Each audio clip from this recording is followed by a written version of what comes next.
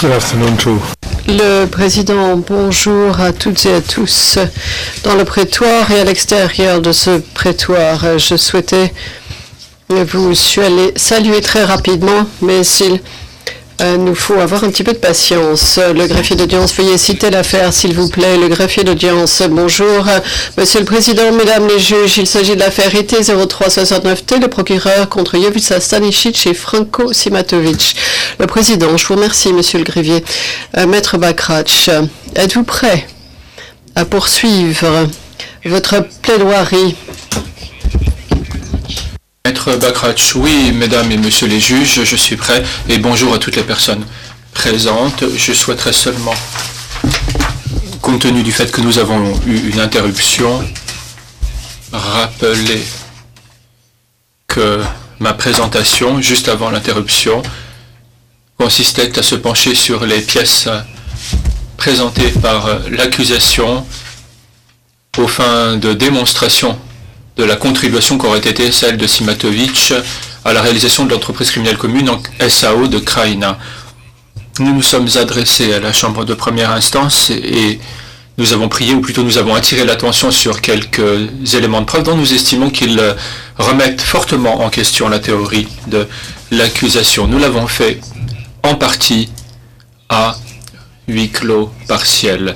Mais je souhaiterais maintenant passer à l'analyse de la déposition d'un autre témoin protégé de l'accusation, si bien que je souhaiterais demander l'autorisation à la Chambre de passer à huis clos partiel. Le Président, nous passons à huis clos partiel.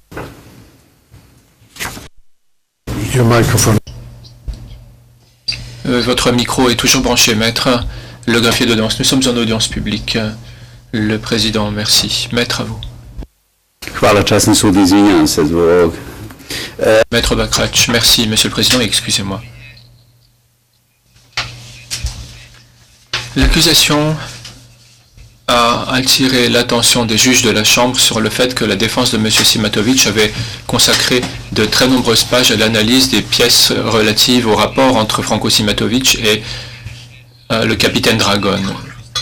L'accusation va jusqu'à suggérer que la défense aurait à dessein omis d'analyser la pièce P3251. Mais la défense remercie en fait l'accusation d'avoir cité cette pièce parce que c'est la conviction profonde de la défense qu'il s'agit là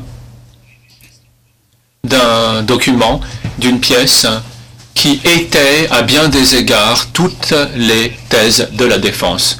Et je crois qu'il s'agit ici d'un cas d'école de documents d'un service du renseignement. Dans ce document, en page 2, avant-dernier paragraphe, Simatovic, en tant qu'employé, en tant qu'agent opérationnel du service de la sûreté d'État au centre de Belgrade, ce qu'on voit clairement dans l'entête, met en avant et consigne ce qui suit. Je cite, « Au cours de la discussion, nous avons essayé à plusieurs reprises de provoquer l'intéressé, et on pense ici à Daniel Sneden, concernant les circonstances et le contexte de son éventuelle connaissance du transport d'armes à travers la Bosnie, mais il s'est montré indifférent dans tous les cas, avec une tendance à passer à un autre sujet. » Fin de citation.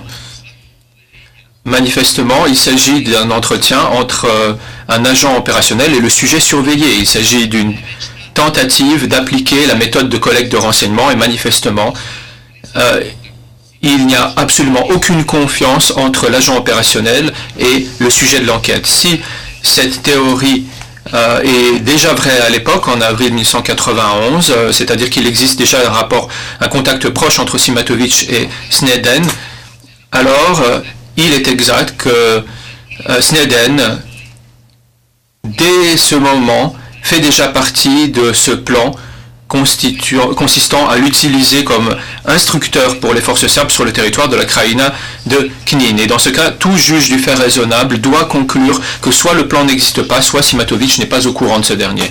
Ce document confirme la thèse de la défense selon laquelle l'engagement sur le terrain de Franco Simatovitch en matière de renseignement afin de détecter les activités des services de renseignement étrangers, y compris dans le cas de Daniel Sneden, consistait précisément à faire cela. C'était d'ailleurs son travail en tant que membre du service chargé de l'activité des services de renseignement américains au centre de l'ADP à Belgrade. Simatovitch note, je cite, « Nous estimons qu'il faut avoir une approche extrêmement prudente de ce cas, étant donné que tous les faits concourent à indiquer des liens entre Sneden et le complexe du renseignement israélien, allemand, britannique et américain. » Fin de citation. Une telle conclusion était plus avant le dernier paragraphe de ce document cité par l'accusation et qui nous dit, je cite, « Presque tous les contacts pris par Daniel Sneden pourraient présenter un intérêt tant pour les services du renseignement étranger que pour les nôtres. Ce qui est particulièrement intéressant, c'est son approche de l'Assemblée de Serbie et des ministères de la Serbie. » Fin de citation. Et Simatovitch finit par proposer d'appréhender Sneden et de l'interroger au sujet du contexte de toutes ces activités en RSFY et au sujet de ses liens avec les services de renseignement étrangers, après quoi il conviendra d'évaluer la finalité et la pertinence de la poursuite d'une enquête à son sujet. Nous soulignons simplement que dans la dernière phrase, Simatovitch indique que concernant toutes ces propositions, il convient de consulter la deuxième administration et la direction du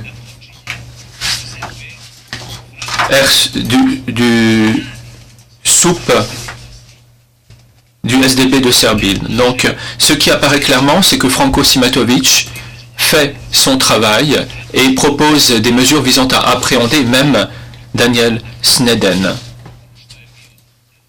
Franco Simatovitch n'est pas la personne qui pourrait procéder à une telle arrestation. Ce qui entrait dans son domaine de compétence, c'était de soumettre un rapport concernant le travail de renseignement effectué sur le terrain.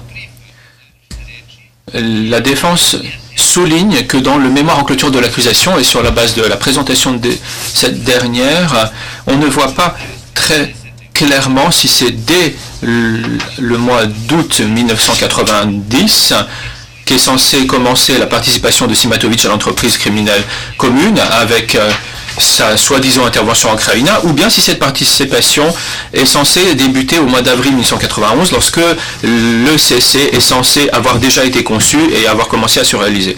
Mais indépendamment de la question de savoir laquelle de ces deux thèses est celle à laquelle se réfère l'accusation, le document cité montre très clairement qu'à la mi-avril 1991, Franco Simatovitch ni n'est au courant de cette entreprise criminelle commune, ni participe.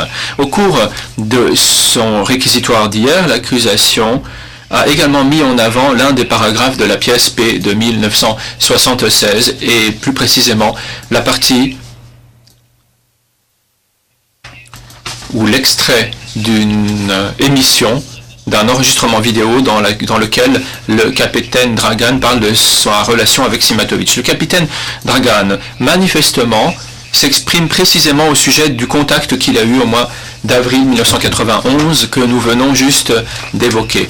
Non seulement l'accusation considère cette affirmation du capitaine Dragan comme une preuve de ses contacts avec Simatovitch, mais de surcroît, l'accusation souhaite en tirer bien davantage, à savoir qu'elle essaye de suggérer au juge de la Chambre qu'à ce moment-là, le capitaine Dragan et Simatovitch sont devenus amis. Cependant, il est très important de lire ce qui figure exactement dans la pièce que nous a présentée hier l'accusation. Le capitaine Dragan, dans cet entretien, dit, je cite, « À ce moment-là, je suis aussi devenu, en quelque sorte, ami avec Frankie. » Fin de citation. Donc, lorsqu'il nous dit être en quelque sorte aussi devenu ami avec Franco Simatovitch, il ne parle pas d'une véritable amitié. Il parle d'un rapport, d'une relation qui peut être interprétée de différentes façons. Ce qu'affirme la défense, c'est que, en raison de la nature même de ces rapports, dans le cadre desquels le capitaine Dragan a probablement compris qu'il faisait l'objet d'une enquête. Il est tout à fait possible qu'il ait prononcé de façon ironique cette nuance en disant « en quelque sorte ». La théorie de la défense est absolument raisonnable et c'est ce que montrent également les propos du capitaine Dragan à la page précédente de cette même pièce. Il y déclare, en commentant les rôles de Jovica Stanisic et de Franco Simatovic à Knin au printemps 1991, en disant, il y déclare ce qui suit, donc, une page à peine avant ce qui a été cité. Et le capitaine Dragan a affirmé ceci de façon catégorique. Je cite, « Frankie est un agent du renseignement. À cette période, cette partie du service œuvrait à collecter du renseignement sur le terrain. » Fin de citation. Alors, cette affirmation du capitaine Dragan diffère-t-elle en quoi que ce soit des théories que la défense a exposées en détail dans son mémoire en clôture ? Dans ce cas également, non seulement le procureur néglige de tenir compte des éléments de preuve dans leur ensemble, mais il procède à une interprétation partielle de certaines pièces et, sauf le respect qui leur est dû, l'accusation découpe également certaines pièces et utilise uniquement les parties des pièces dont elle estime qu'elles peuvent étayer ses propres thèses.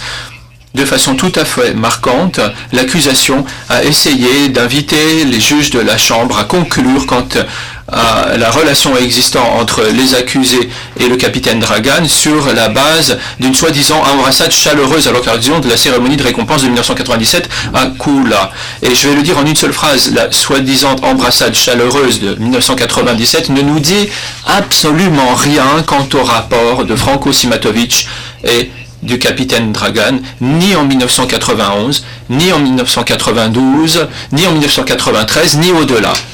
Cette embrassade pouvait être de simple courtoisie, elle pouvait être totalement dépourvue de sincérité, elle pouvait également être le résultat d'une amitié née en 1996. Cette embrassade ne nous aide en rien, elle ne nous apporte rien et nous pensons qu'elle ne peut pas davantage être de la moindre utilité au juge de la Chambre. Dans son mémoire en clôture, le procureur a analysé la participation et les activités de Franco Simatovic à Lovinac en 1991. Dans son mémoire en clôture, le procureur, concernant Simatovic, essaie d'établir un lien avec les événements à Lovinac, paragraphe numéro 402 à 405 du mémoire en question. Tout d'abord, Lovinac se trouve tout près d'un vaste entrepôt de la JNA à Svetirok, entrepôt qui était bloqué, que la JNA a essayé de débloquer, ce à quoi elle a fini par parvenir à grand renfort d'effectifs. À cette occasion, JNA a également pris le contrôle et occupé Lovinac, ce dont il est question en détail dans les paragraphes 223 à 226 de notre mémoire en clôture. Cependant, le procureur, en s'appuyant uniquement sur la pièce D 1473, n'en essaie pas moins d'établir un lien entre les événements du 26 septembre 1991 et Franco Simatovic. Alors qu'à ce moment-là, cela faisait déjà 2 mois que Franco Simatovic ne s'était pas rendu à Knin. La source centrale qui permet à l'accusation d'avancer cette affirmation, encore une fois, est le témoin Babic. L'accusation se fonde sur la déposition de Babic quant à ce qu'il aurait entendu en septembre 1991 dans le cadre d'une conversation dans la forteresse de Knin. Babic témoigne avoir entendu Simatovic se vanter de sa participation dans les événements de Lovinac. Pièce P 1877, page 44. Le témoin JF 039 parle également de Lovinac, mais dans un contexte entièrement différent. Babic est présenté comme la source de cette affirmation portant sur Franco Simatovic, comme la source principale et centrale sur laquelle se repose le procureur. Mais non seulement le témoignage de Babic manque de cohérence en lui-même, mais en plus il est complètement incomplet lorsqu'on s'intéresse à Franco Simatovic. À l'époque où Babich a déposé, aucune des parties au procès en question ne s'intéressait à Simatovic, ni n'essayait d'obtenir des précisions quant à la connaissance que pouvait avoir Babich de Simatovic. Il faut notamment avoir à l'esprit le fait que la description des événements de Lovinats faite par Babich est en contradiction avec les notes de Mladic portant sur les questions de savoir qui, à quel moment et avec quels effectifs, ainsi que en entraînant quelles conséquences, a occupé et pris le contrôle de Lovinats. Les affirmations de Babich ne peuvent être utilisées pour tirer la moindre conclusion quant au rôle de Simatovic dans ces événements. Dans les procès précédents, personne n'a posé de questions quant au fondement de l'éventuelle connaissance que pouvait avoir Babich au sujet de Simatovic, de son action ou de son inaction, car tout simplement à l'époque personne ne s'intéressait à cela. À aucun moment le procureur n'indique combien il a eu d'attaques visant Lovinats. Dans le dossier de l'espèce, nous avons des pièces qui nous indiquent qu'il y a eu au moins à 3 reprises des actions dans les environs de Lovinats, à savoir au début du mois d'août 1991, à la mi-septembre 1991, et ceci d'après la pièce P1123, et à la fin du mois de septembre 1991, d'après la pièce P1473. Il est manifeste que le 16 septembre 1991, d'après la pièce P1123, Lovinats se trouve entre les mains des forces croates. Toutes les affirmations de Babich consistant à dire que Lovinats avait été occupé avant cela, plutôt qu'il avait été incendié et pillé, sont tout simplement en contradiction avec la pièce à charge P1123. Toutes les affirmations de JF 039 selon lesquelles le train blindé aurait servi à terroriser la population et à la contraindre à quitter le secteur sont également dénuées de fondement, parce que la population en question était présente à Lovinats jusqu'au 26 septembre 1991 et jusqu'à l'attaque du colonel Torbovica de la JNA. C'est-à-dire à un moment où cela fait déjà un mois que Franco Simatovic n'est plus en Krajina. À ce moment-là, la population croate de Lovinats est toujours sur place. Qui que ce soit a-t-il été tué au début août à Lovinats? Qui que ce soit a-t-il quitté Lovinats à ce moment-là? Est-ce qu'il y a eu des bâtiments endommagés à cette occasion? Il n'y a absolument aucune pièce à ce sujet en l'espèce. L'accusation a essayé d'établir un lien entre Simatovic et ce train blindé. À plusieurs reprises, elle a essayé de se référer à un document qui est manifestement un faux, la pièce P 2673. La preuve la plus éclatante du fait qu'il s'agit d'un faux est que sur ce document P 2673 a été apposé un sceau comportant l'échiquier croate. Il est tout à fait difficile d'imaginer qu'un document soi-disant rédigé à Knin au mois de juin 1991 ait pu recevoir un sceau comportant l'échiquier.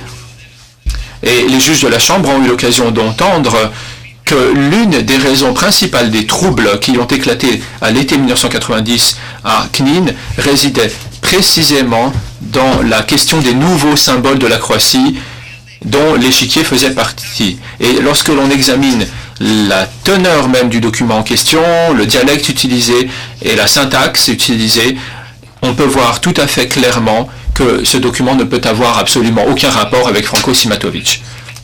Le procureur reproche à Franco Simatovic son rôle de premier plan ou son rôle important dans les événements à Glina. Dans le contexte des crimes en SAO de Krajina, le procureur évoque également de soi-disant attaques antérieures en relation avec lesquelles il évoque également l'attaque sur Glina au paragraphe 401. Le procureur s'appuie sur cette argumentation pour essayer de démontrer également qu'à l'été 1991, il y avait des attaques visant la population civile, en quelque sorte en guise d'introduction aux événements qui sont reprochés dans l'acte d'accusation. Il cite la pièce P de 1873, où il est indiqué qu'une trentaine de maisons ont été détruites, mais dès la phrase suivante Dans cette même pièce, il est indiqué qu'il y avait des individus qui s'étaient fortifiés dans ces maisons et que des tirs en provenance de ces maisons avaient causé des victimes. Dans les pièces P de 1873 et P de 1875, telles qu'elles sont citées par l'accusation, eh bien, on trouve des éléments qui nous montrent très clairement que ces actions visaient à neutraliser des cibles militaires légitimes. Le procureur utilise la pièce P de 1875 comme une preuve indiquant qu'une installation civile avait été attaquée, mais l'auteur de cette même pièce de 1875 indique dans le même document qu'on lui a tiré dessus en provenance de cette même installation civile.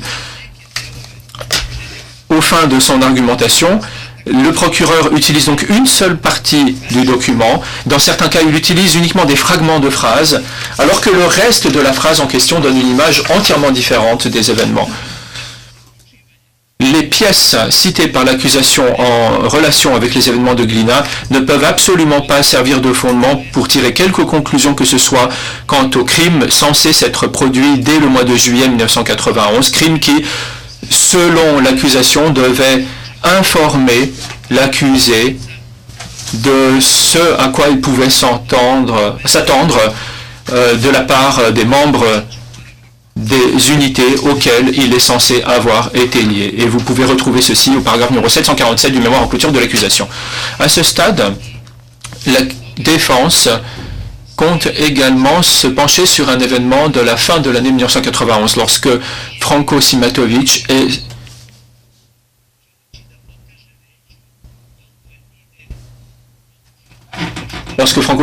n'était pas en Krajina. Encore une fois, l'accusation a essayé d'établir un lien entre Franco Simatovic et les crimes qui lui sont reprochés. La défense a montré que ces deux éléments n'ont aucun rapport entre eux. Alors, faute de disposer de preuves pertinentes et crédibles, l'accusation a en fait essayé d'exploiter chaque détail afin d'établir un lien entre Simatovic et les événements sur le terrain.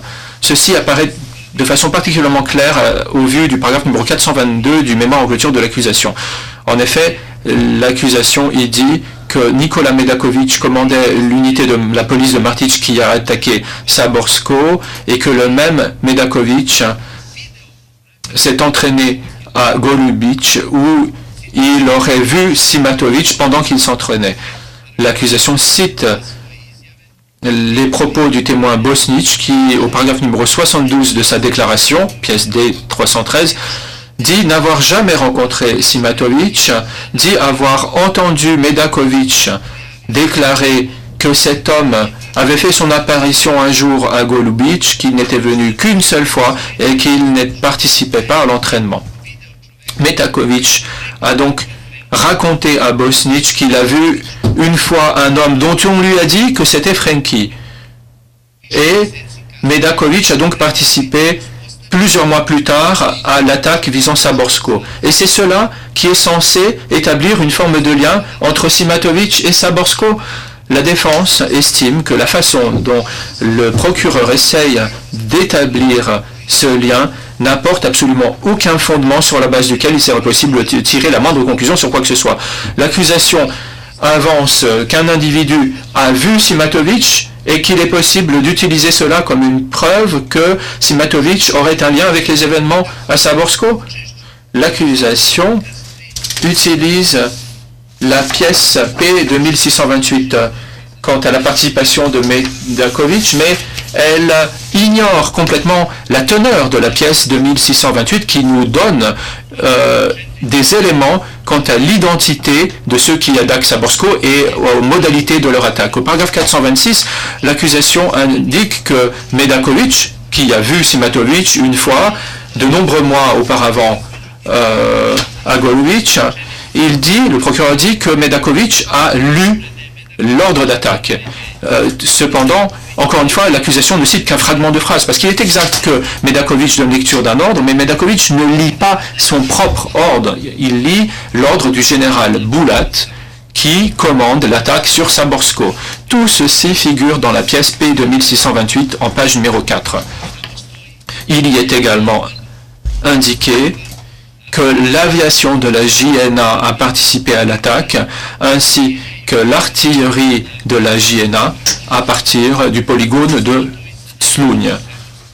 Simatovic n'a tout simplement aucun rapport avec l'attaque sur Saborsko. Aucun lien ni direct ni indirect. Ceci ressort clairement des éléments de preuve auxquels se réfère la défense dans son mémoire en clôture dans les paragraphes numéro 117 à 133. C'est tout aussi clair au vu des éléments de preuve sur lesquels entend s'appuyer l'accusation à condition d'examiner ces éléments de preuve dans leur intégralité.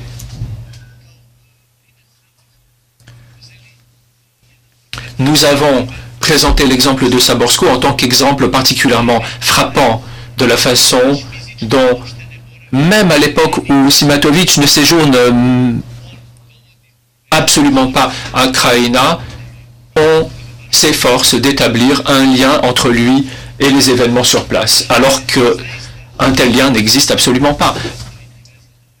Peut-on véritablement établir un lien de cette façon? Medakovic a participé aux événements de Saborsko. Plusieurs mois auparavant, il a vu à une seule occasion Simatovic à Golubic. Et est-ce qu'on a avec cela seul établi un lien avec Simatovic et sa responsabilité?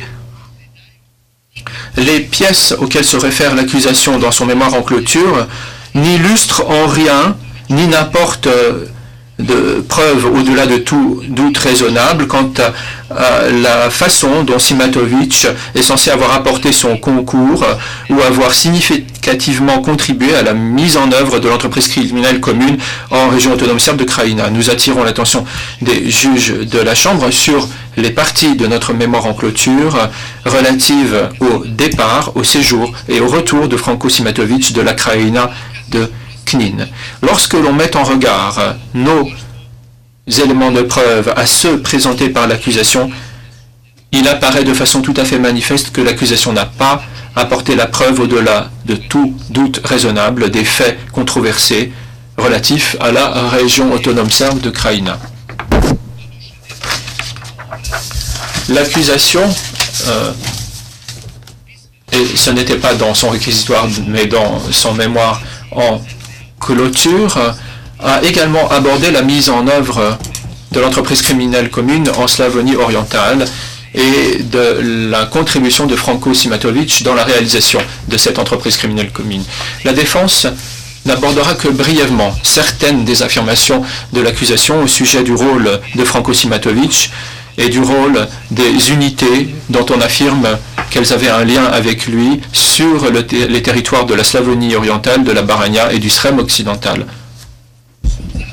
Dans son mémoire en clôture, au paragraphe numéro 74 et 696, le procureur affirme que Simatovic, avant la chute de Vukovar en 1991, se rendait aux réunions tenues au commandement de la brigade de la garde et qu'après la chute de Vukovar, il a été présent à une célébration à l'occasion de cet événement. La preuve principale et la preuve unique, à vrai dire, de cette affirmation, telle qu'elle est avancée par l'accusation, est la déposition du témoin JF 033. Monsieur le Président, je souhaiterais que nous passions brièvement à huis clos partiel à ce stade.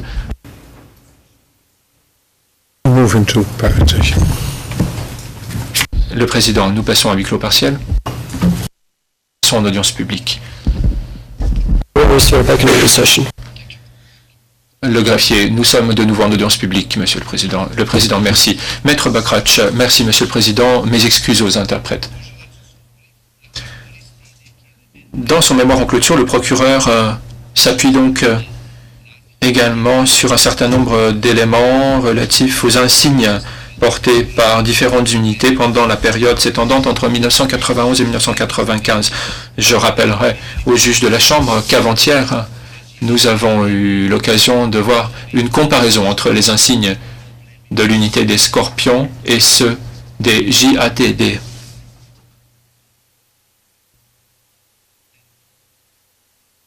Ceci figure également au paragraphe numéro 376 à 381 du mémoire en clôture de l'accusation. Le procureur, en effet, insiste sur un fait notoire et particulièrement courant, à savoir que l'épée est utilisée comme symbole.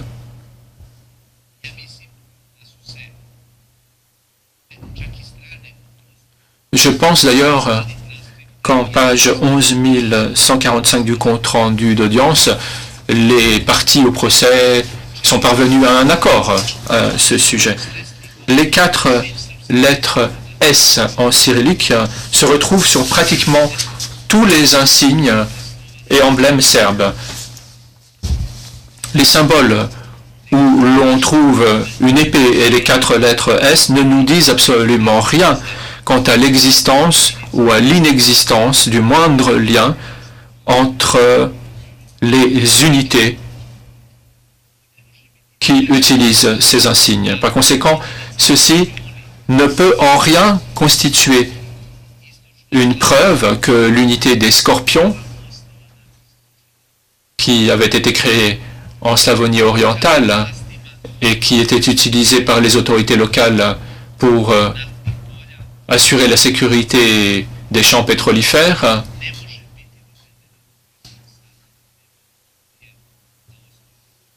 cela donc ne nous permet en rien d'établir un lien entre cette unité des Scorpions et la DB de Serbie, uniquement parce qu'on retrouverait également l'épée et les 4 lettres S dans son emblème. Et la même chose vaut pour la garde des volontaires serbes, la SDG.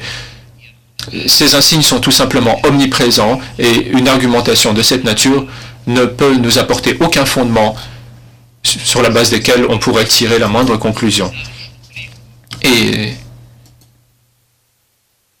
compte tenu de tout ce que nous avons présenté dans notre mémoire en clôture,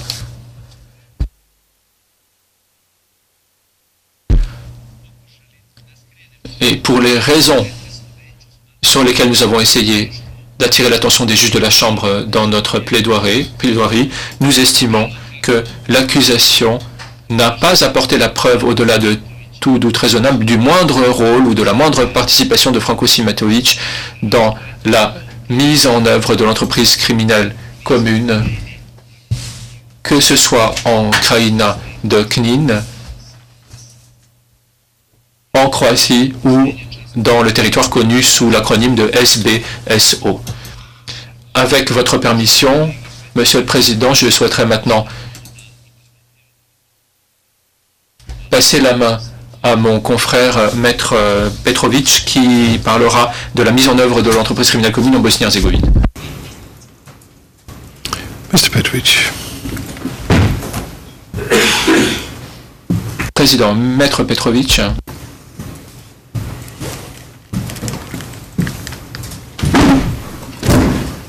Dobar dan, časni sude. Hvala na prilici da vam... Maître Petrovic, bonjour.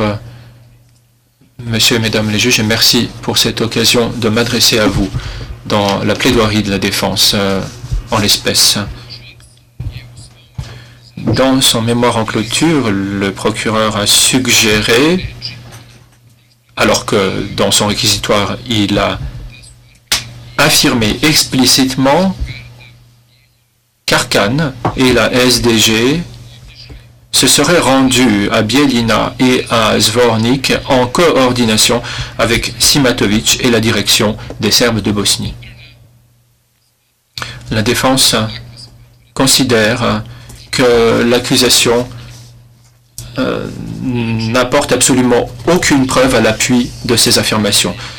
La façon dont Arkan et la SDG sont censés avoir participé aux événements de Zvornik et de Bijeljina et la façon dont ils sont censés avoir pris part à ces événements sont décrits en détail dans le mémoire en clôture de la défense. On voit qui a fait venir Arkan, on voit qui a tenu des réunions avec lui, avec quelles unités il a agi de concert, avec quelle structure politique il a harmonisé son action et s'est mis d'accord au sujet de son intervention.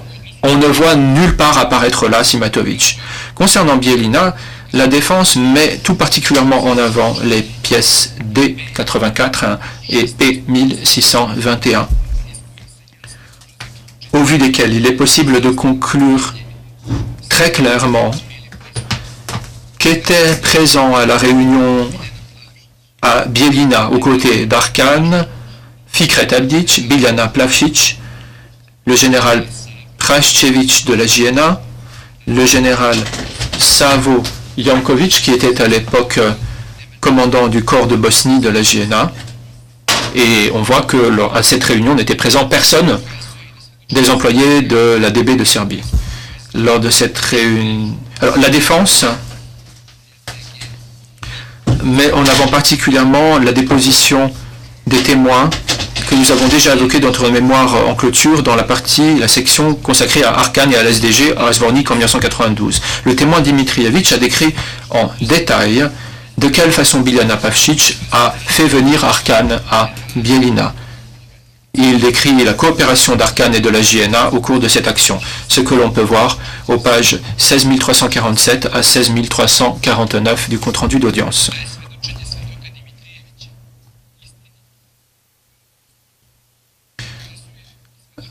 La véracité et l'exactitude de la déposition du témoin Dimitrievitch est confirmée par la déposition du témoin à charge JF025 qui, devant la présente chambre de première instance, a confirmé la tenue d'une réunion entre Biljana Plavšić et Arkan à Bijeljina, page 6285.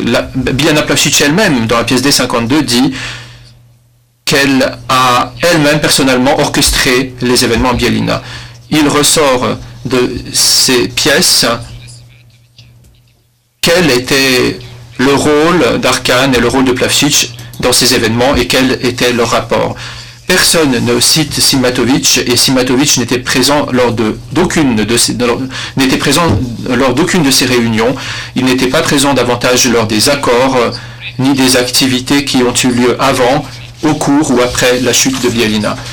La partie de son mémoire en clôture que le procureur a intitulée, je cite, « Les accusés ont dépêché Marko Pavlović à Zvornik » est la partie suivante sur laquelle je souhaite me concentrer. En fait, cet intitulé est censé couvrir toute une partie du mémoire en clôture de l'accusation, alors même qu'on ne voit pas très bien de quelle façon les accusés sont censés avoir envoyé cet individu à Zvornik. On affirme que Pavlović aurait été un membre de la DB.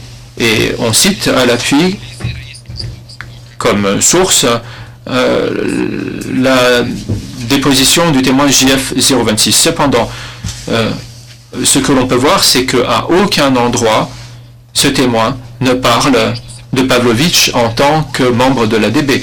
La seule chose qui est mentionnée, c'est le rapport entre Pavlović et Kostić. Alors, quelle est la nature de ces rapports? Nous n'avons aucune information à ce sujet, tout comme nous n'avons absolument aucune information quant à la question de savoir s'il existe le moindre lien entre Simatović et Kostić. C'est ce qui est important en l'espèce, pourtant.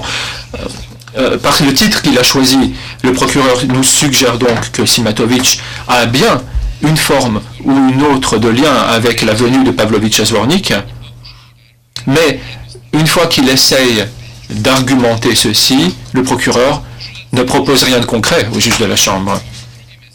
Alors, à cette occasion, comme à d'autres, le procureur essaye d'identifier tout un service à Simatović. Mais c'est à plusieurs endroits de son mémoire en clôture que la défense a expliqué en détail le poste occupé par Simatović au sein du service et son rôle, si bien que l'éventuelle responsabilité de Simatović ne peut être envisagée que dans le contexte du poste qu'il occupait au sein du service, service au sein duquel il a été employé pendant la période concernée. Alors, Monsieur le Président, je souhaiterais que nous passions à huis clos partiel. Le Président, nous passons à huis clos partiel.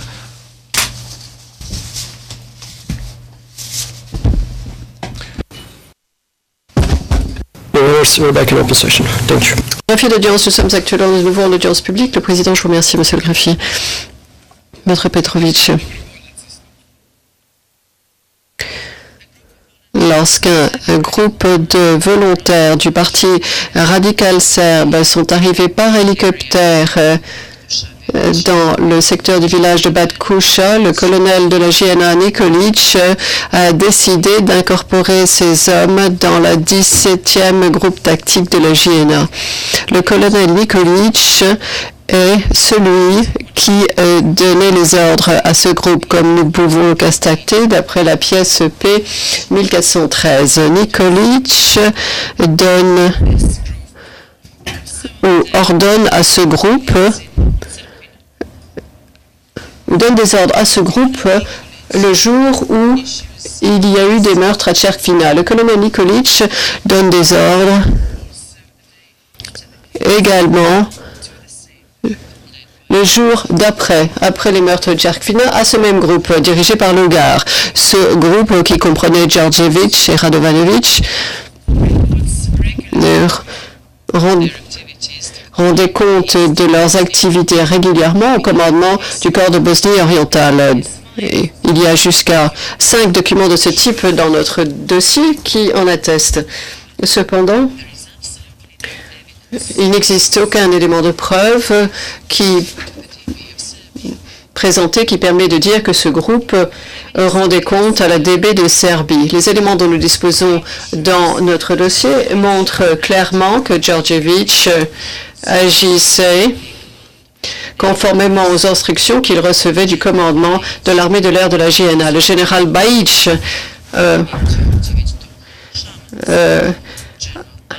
a été impliqué dans la venue de Djordjevic à Samac. Le général Bajic décide si oui ou non Djordjevic doit être envoyé en Serbie. En décembre 1992, Mladic note les propos de Todorovic, à savoir qu'il connaissait le colonel Jeremic et le général Bajic et que c'était par leur intermédiaire qu'il avait envoyé des hommes à l'entraînement et qu'ils sont revenus dans le secteur de Samac accompagnés de 30 volontaires de Kragujevac. Confère la pièce P 3117. Todorovic, d'après les carnets de Mladic, n'a jamais fait mention de la DB de Serbie ni de Simatovic. Si Simatovic avait joué un quelconque rôle, si important soit-il, au cours de ces événements, il n'y aurait aucune raison pour que Todorovic n'en parle pas et aucune raison pour que Mladic ne le note pas dans ses carnets. La défense fait état d'arguments détaillés au paragraphe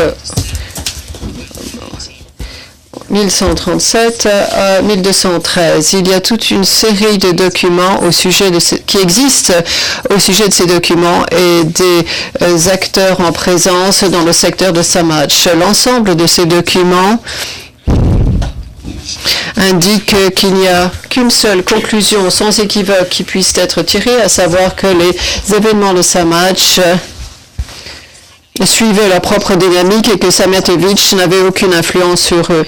Et même s'il est vrai que Simatovic était là lorsque ce groupe de 20 hommes est parti à bord d'un hélicoptère de la JNA en direction de Samac, les événements qui se sont déroulés dans cette ville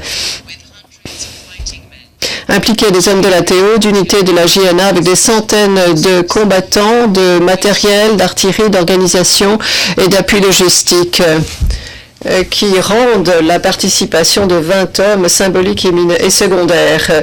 C'est la seule participation qu'aurait pu avoir, pour autant qu'il en a eu, que Simatovic aurait pu avoir autant qu'il en a eu dans ces événements. Et ceci est particulièrement important sur le déroulement des événements et l'issue de ces événements. Je regarde l'heure, je me demande s'il convient de faire la pause. Le Président, est-ce que vous pouvez nous dire où vous en êtes environ, s'il vous plaît, en termes de temps? Question. Monsieur le Président, Mesdames les juges, je crois que nous pourrons conclure dans les temps,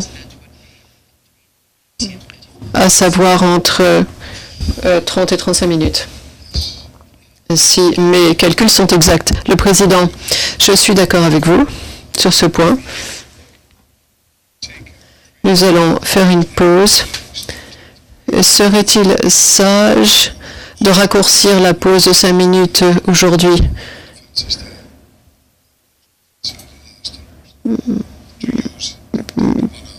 Puisque les deux avocats de la défense sont les derniers et donc auront la dernière heure. Donc j'hésite à raccourcir ce temps-là. En même temps, si on se repose sur la coopération de toutes les personnes présentes, il y a peut-être des personnes qui doivent aller chercher leurs enfants. Donc je propose qu'à titre exceptionnel, notre pause soit raccourcie de 5 minutes et que nous revenions à 15h55. Et dans ce cas, la défense et Matovic pourra terminer ses arguments vers 16h25 ou 16h30. Nous allons faire une pause.